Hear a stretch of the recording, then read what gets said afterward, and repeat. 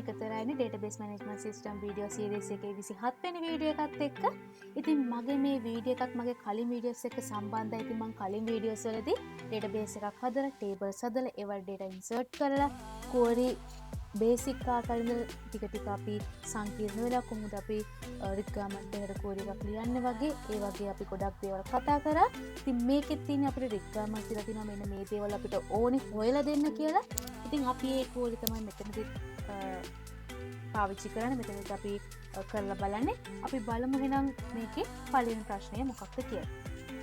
පළවෙනි ප්‍රශ්නේ කියනවා 11 පන්ති ඉගෙන ගන්න ළමයි ගාන හොයලා දෙන්න කියලා. ඉතින් මම කලින් වීඩියෝස් වලදී කතා කරා වැඩිම ලකුණක් මොකක් හරි වැඩිම අගය ගන්න කොහොමද? max කියලා use කරලා.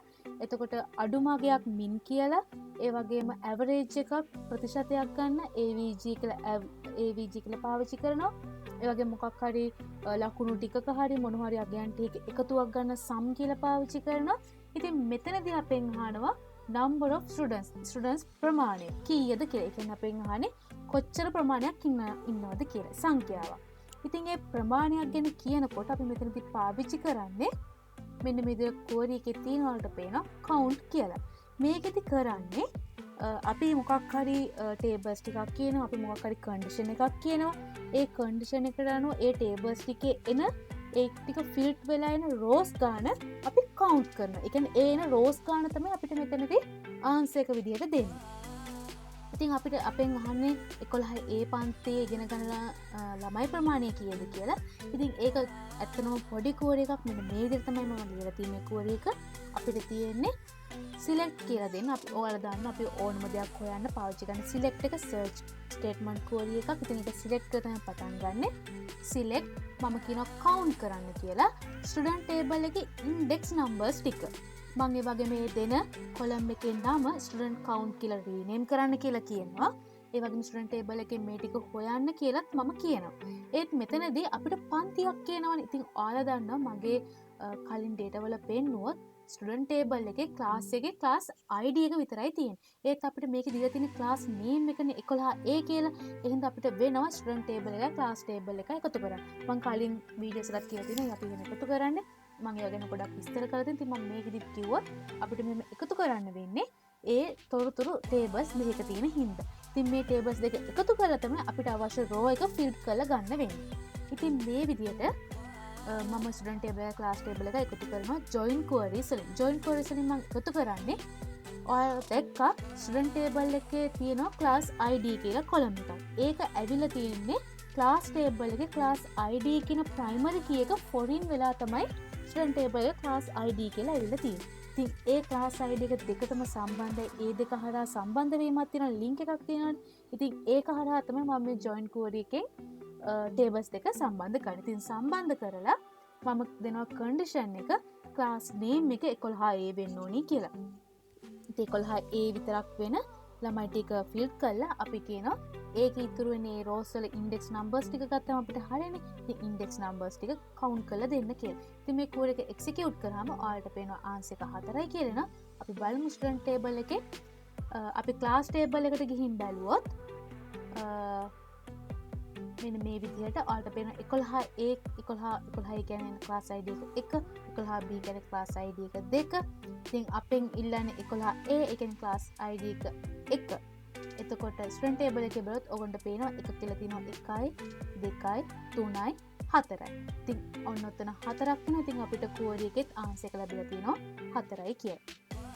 අපි එන යමු අපේ දෙවෙනි ප්‍රශ්නෙට. දෙවෙනි ප්‍රශ්නේදී අපිට කියනවා ලකුණු 40ත් 90ත් අතර වන ඔක්කොම සබ්ජෙක්ට් වල ෆස්ට් ටර්ම් ටෙස්ට් එකේ ලකුණු කියන්නේ ඔක්කොම සබ්ජෙක්ට් වලට ලකුණු 40ත් 90ත් අතර ස්කෝර් කරලා තියෙන ස්ටුඩන්ට්ස් ලා ගාන හොයලා දෙන්න කියලා.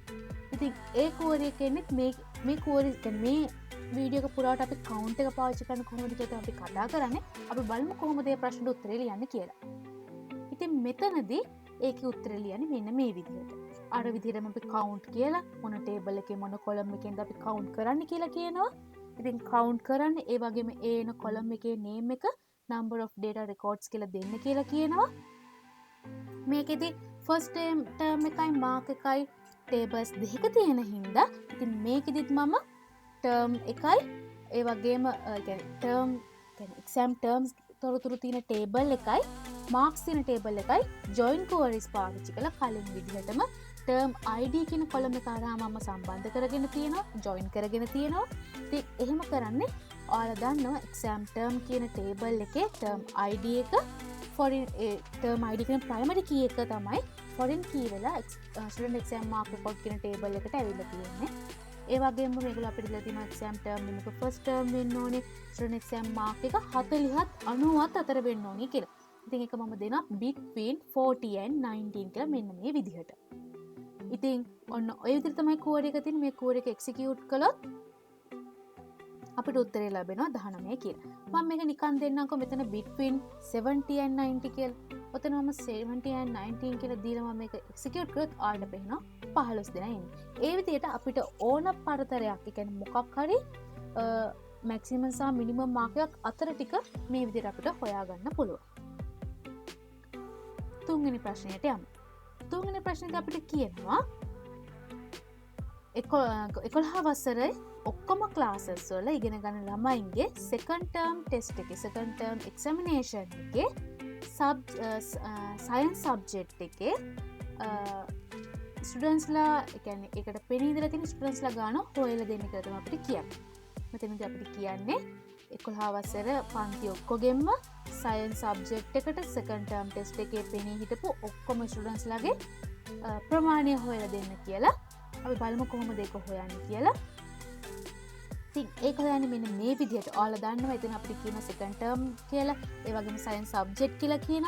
ඉතින් මම කලින් කිව්වා වගේ මේක ටේබල්ස් කිහිපයක තියෙනද අපිට ජොයින් ක්වරිස් පාවිච්චි කරලා ලකුණු තියෙන්නේ ස්ටුඩන්ට් එක්සෑම් මාක් රෙකෝඩ් කියන ටේබල් එක. ඉතින් මේ ටේබල්ස් ඔක්කොම ටර්ම් කියන්නේ සයන්ස් කියන සබ්ජෙක්ට් ටේබල් එක, සෙකන්ඩ් ටර්ම් තියෙන ටර්ම් එක්සෑම් ටර්ම් ටේබල් එකේ, මාක්ස් තියෙන student exam mark record table එකේ. ඉතින් මේ ටේබල්ස් තුනම අපිට එකට එක ජොයින් කරන්න වෙනවා ජොයින් ක්වරිස් පාවිච්චි කරලා. ඒවා ලින්ක් වෙලා තියෙන කොලම්ස් හරහා මේ විදිහට මම සම්බන්ධ කරගන්නවා.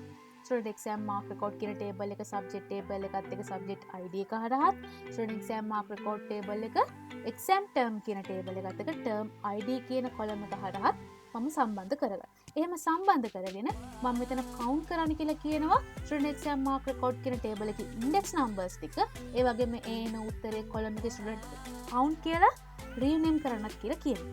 ඒ වගේම මම කියනවා මේ ටික මෙහෙම සම්බන්ධ කරලා විතරක් මදි. මේක කවුන්ට් කරනකොට මට ඕනේ සයන්ස් සබ්ජෙක්ට් එක සෙකන්ඩ් ටර්ම් වෙන ටික.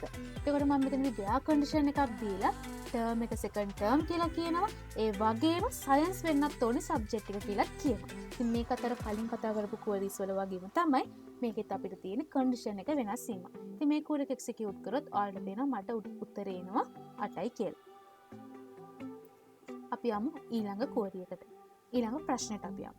ඊළඟ ප්‍රශ්නෙන් අපිට කියනවා 11A පන්තියේ ඉන්න ළමයින්ගෙන් ගණන් සබ්ජෙක්ට් එකට සෙකන්ඩ් ටර්ම් එකේදී ලකුණු 60ට වඩා ගත්ත කියන්නේ සෙකන්ඩ් ටර්ම් එකේ ගණන් සබ්ජෙක්ට් එක ලකුණු 60ට වඩා ගත්ත ළමයින්ගේ 11A පන්තියේ ඉන්න ළමයින්ගේ ඇඩ්මිෂන් නම්බර් එක, ෆස්ට් නේම් එක, ලාස්ට් නේම් එක, මාර්ක් එක, date of examination, ඒ කියන්නේ එක්සෑම් එක තිබ්බ date එක, ඒ ටික හොයලා දෙන්න කියලා. ඉතින් අපි බලමු කොහොමද ඒක හොයලා දෙන්නේ කියලා. ඉතින් මේකත් අර වගේම තමයි අපිට තියෙන ඔක්කොම ටේබල්ස් ටික query කියන්නේ join queries පාවිච්චි කරලා සම්බන්ධ කරගන්න. ඒ සම්බන්ධ කරගෙන මම කලින් වගේ all එකක්වත් average එකක්වත් count එකක්වත් මොකක්වත් නෙමෙයි. මෙතනදී මට ඕන මොන ටේබල් එකේ මොන කොලම් එකද කියලා මම මෙතන කියලා තියෙනවා. මොකද මේගොල්ලෝ මගෙන් ස්පෙસિෆික් වෙනස් විශේෂයෙන් ඉල්ලලා තියෙනවා මෙන්න මේ details පහ ඕනි කියලා. ඉතින් මම මේකට ඒ අදාළ ටේබල් එකයි කොලම් එකයි කියලා මම මෙතන ඉල්ලලා තියෙනවා. ඊට පස්සේ මම join queries පාවිච්චි කරලා tables ඔක්කොම එකට සම්බන්ධ කරලා තියෙනවා.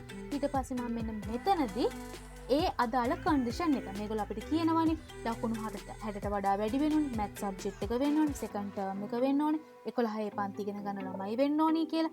ඉතින් මම මෙන්න මෙතනදී ඒ ටික කියලා තියෙනවා. exam term එකට second term ගණන් වෙන්න ඕනේ, ඒ වගේම 11A වෙන්න ඕනේ, mark එක 60ට වඩා වැඩි වෙන්න ඕනේ.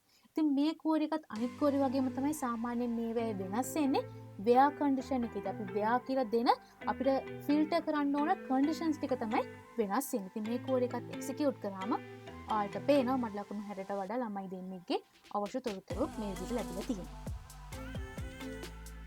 එතකොට මගේ පස්වෙනි ප්‍රශ්නය ගත්තොත් පස්වෙනි ප්‍රශ්නේ අපිට කියනවා ලකුණු 60ට වඩා සයන්ස් සබ්ජෙක්ට් එකේ සෙකන්ඩ් ටර්ම් ටෙස්ට් එකේ ලකුණු 60ට වඩා ගත්ත 11 පන්තියේ ඉන්න ළමයි සංඛ්‍යාව හොයලා දෙන්න කියලා. ඉතින් මම කලින් ප්‍රශ්නේදී කරේ ලකුණු 60ට වඩා ගත්ත 11 පන්තියේ ඉන්න මැතමැටික්ස් සබ්ජෙක්ට් එක ලකුණු 60ට වඩා ගත්ත 11 පන්තියේ ඉන්න ළමයිගේ තොරතුරු ගත්ත එකනේ. දැන් අපෙන් ඉල්ලන්නේ වෙනස් ටිකක් මේකටම සම්බන්ධයි. අපෙන් ඉල්ලන්නේ ළමයිගේ තොරතුරු නෙමෙයි. ළමයි ගාන. හැබැයි ඒක ඉල්ලන්නේ සෙකන්ඩ් ටර්ම් ටෙස්ට් එකේ සයන්ස් සබ්ජෙක්ට් වල ලකුණු 60ට වඩා ගත්ත 11 පන්ති ළමයි ගාන ඉල්ලන්නේ. අරකිදී අපෙන් ඉන්නේ ළමයිගේ තොරතුරු. ඉතින් මේකෙදි ව්‍යා කන්ඩිෂන් එක වලට පේනවා කලින් ඉල්ලුවේ අපෙන් සෙකන්ඩ් ටර්ම් ටෙස්ට් එකේ මැතමැටික්ස් ලකුණු 60ට වඩායි 11 කියන එකයි සමානයි. හැබැයි සබ්ජෙක්ට් එකයි ටර්ම් එකයි මේකේ වෙනකොට සබ්ජෙක්ට් එක විතරක් වෙනස් වෙලා තියෙනවා සයන්ස් කියලා. ඒ වගේම ඉල්ලන්නේ ළමයින්ගේ තොරතුරු නෙමෙයි ළමයින්ගේ ගාන. ඉතින් මේ කෝඩ් එකත් එක්සිකියුට් කරොත් මෙන්න මේ අපිට 3යි කියලා ලැබෙනවා. ඉතින් ඔයාලට පේනවා මේ කෝඩ් එකෙත් මම ජොයින් කෝඩ්ස් පාවිච්චි කරලා ඔක්කොම ටේබල්ස් සම්බන්ධ කරගෙන තියෙනවා. ඉතින් මෙන්න මේ විදිහට තමයි මේ ප්‍රශ්නට උත්තරේ තියෙන. ඉතින් මේ ප්‍රශ්න පහම එකම ආකාරයෙන් යන්නේ. ජොයින් කෝඩ්ස් පාවිච්චි කරලා ටේබල්ස් එකතු කරනවා. ව්‍යා කන්ඩිෂන් එකේදී මෙන්න මේ විදිහට තොරතුරු ටික වෙනස් වෙනවා. ඉතින් මෙන්න මේ විදිහට තමයි මගේ 27 වෙනි වීඩියෝ එක තියෙන්නේ. මම හිතනවා ඔයාලට ඉගෙන ගන්න තියෙයි කියලා. මේ වීඩියෝ එක නරඹුවට ඔයාලට ස්තුතියි.